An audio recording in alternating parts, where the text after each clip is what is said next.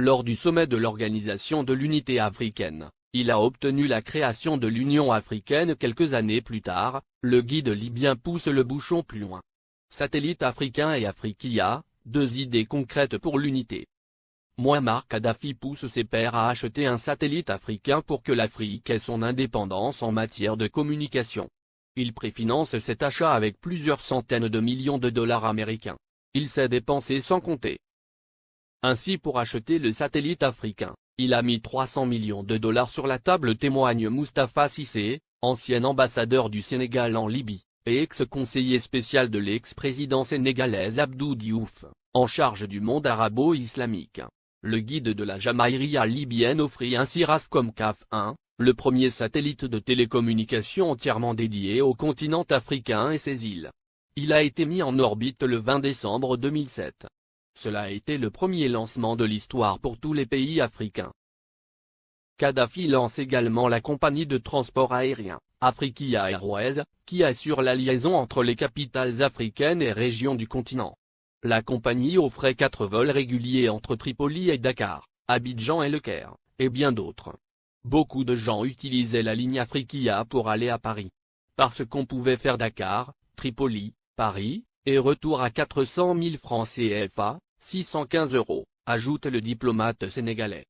Alors Tripoli était devenue une plateforme de communication entre l'Afrique, le monde arabe et l'Europe.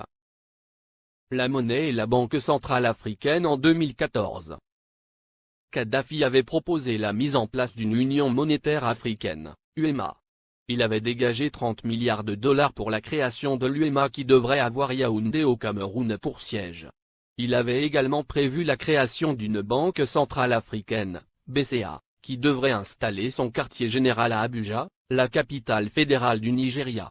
Il était question que cette banque africaine commence à émettre une monnaie africaine à partir de 2014. Ce qui ne plaît pas aux Occidentaux, parce que ça nous permettrait de nous passer du franc CFA, et des autres monnaies qui ne font que briser nos économies. Kadhafi avait une politique africaine très dynamique. Du Sénégal au Tchad, en passant par la Guinée, la Côte d'Ivoire, le Ghana, le Libéria, le Bénin, le Togo, le Nigeria, le Niger, le Mali, etc. Le guide libyen a investi des milliards de dollars dans les secteurs agricoles, hydrocarbures, hôtellerie et tourisme, et dans l'équipement. Au Mali, le plus petit investissement libyen est chiffré à 50 milliards francs CFA dans l'industrie hôtelière. Ces investissements libyens dans l'hôtellerie sont estimés à plus de 50 milliards de francs CFA, a déclaré Oumar Bala Touré, directeur général de l'Office malien du tourisme. Plusieurs autres centaines de milliards ont été investis dans le secteur agricole. Pour les Maliens, Kadhafi est un homme qui s'est engagé pour la cause africaine. Le Conseil national de transition, CNT, est considéré au Mali comme un organe rebelle soutenu par la communauté internationale. Dès le début de la révolte à Benghazi, et l'entrée de l'aviation étrangère, des associations musulmanes et des partis politiques avaient organisé à Bamako des manifestations de soutien à Kadhafi, dénonçant une invasion occidentale. Le guide libyen a, par ailleurs, dégagé plusieurs milliards de dollars pour la création de banques sahélo-sahariennes au Sénégal, Mali, Niger, Mauritanie, Tchad, etc., et le rachat de plusieurs compagnies occidentales en Afrique pour réduire leur emprise sur les économies du continent. C'est par exemple le cas de Mobil Oil, du groupe américain, ExxonMobil, qui est devenu Oil Libya dans la majeure partie de la sous-région ouest africaine. La Guinée-Conakry doit sa toute première chaîne de télévision à Mouammar Kadhafi. Il le lui a offert au nom du peuple libyen comme présent au peuple frère de la Guinée en 1979. Il a également équipé l'armée guinéenne, de l'armement lourd aux uniformes des soldats pendant plusieurs décennies.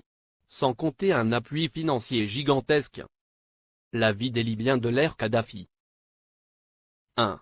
La Libye était le dernier pays sur la liste des pays endettés, la dette était à 3,3% du PIB, en France, elle était à 85%, aux USA à 88,9%, au Japon à 225,8%. 2.